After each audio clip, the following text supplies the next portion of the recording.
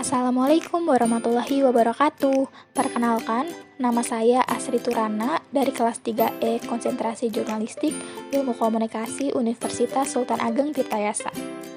Pada kesempatan kali ini, kita bakal ngebahas tentang hambatan yang menghalangi keefektifan komunikasi antar pribadi. Nah, sebelumnya, menurut Dede Mulyana, komunikasi antar pribadi adalah komunikasi antara orang-orang secara tatap muka yang memungkinkan setiap pesertanya menangkap reaksi orang lain secara langsung, baik reaksi verbal maupun reaksi nonverbal.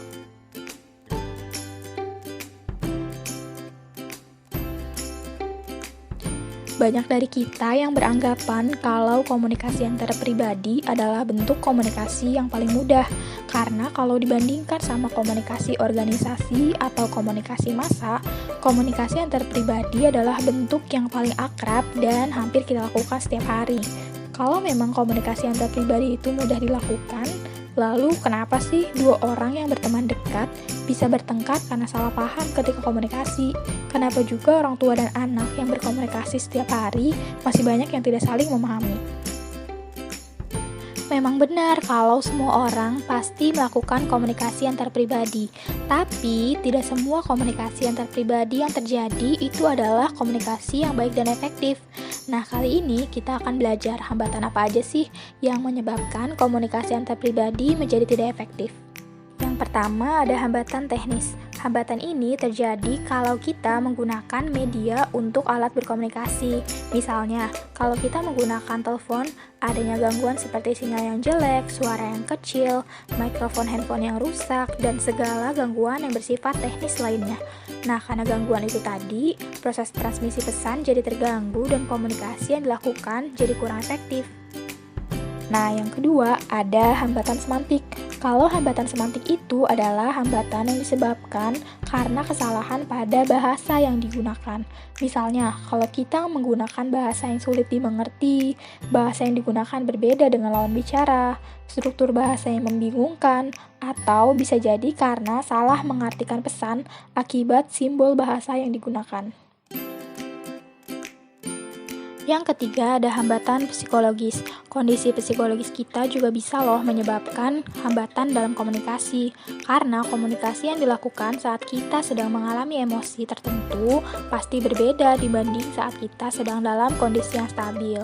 Contohnya, rasa curiga pada lawan bicara, situasi berduka, atau gangguan kejiwaan yang menyebabkan penerimaan atau pemberian pesan jadi tidak sempurna. Yang keempat, ada hambatan fisik. Hambatan fisik adalah hambatan tidak berfungsinya salah satu panca indera lawan bicara. Misalnya, saat kita berkomunikasi dengan orang yang tidak bisa berbicara atau dengan orang tua yang pendengarannya sudah kurang.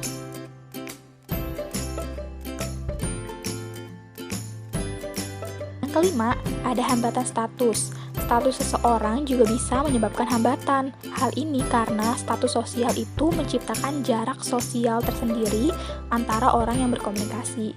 Ketika kita berbicara dengan orang yang statusnya lebih tinggi, kita pasti memperhitungkan etika. Kita menjadi segan, menjadi takut, sehingga pada beberapa kesempatan jadi sulit untuk menyampaikan pendapat. Yang keenam, ada hambatan kerangka berpikir. Hambatan ini disebabkan karena perbedaan persepsi antara orang yang melakukan komunikasi. Kerangka berpikir sendiri itu terbentuk melalui pengalaman dan juga pendidikan yang berbeda. Oleh karena itu, penafsiran pesan bisa berbeda antara apa yang dimaksud dengan apa yang ditangkap oleh orang lain. Yang ketujuh, ada hambatan budaya. Hambatan ini terjadi karena perbedaan norma, kebiasaan, atau nilai-nilai yang dianut oleh pelaku komunikasi. Yang kedelapan, hambatan tidak adanya feedback. Hambatan ini disebabkan tidak adanya respon atau tanggapan dari lawan bicara sehingga terjadi komunikasi satu arah yang tidak responsif. Yang kesembilan, ada hambatan mendengar.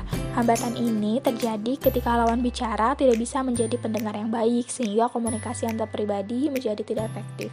Nah, itulah tadi beberapa hambatan yang bisa menyebabkan komunikasi antar pribadi yang kita lakukan menjadi tidak efektif.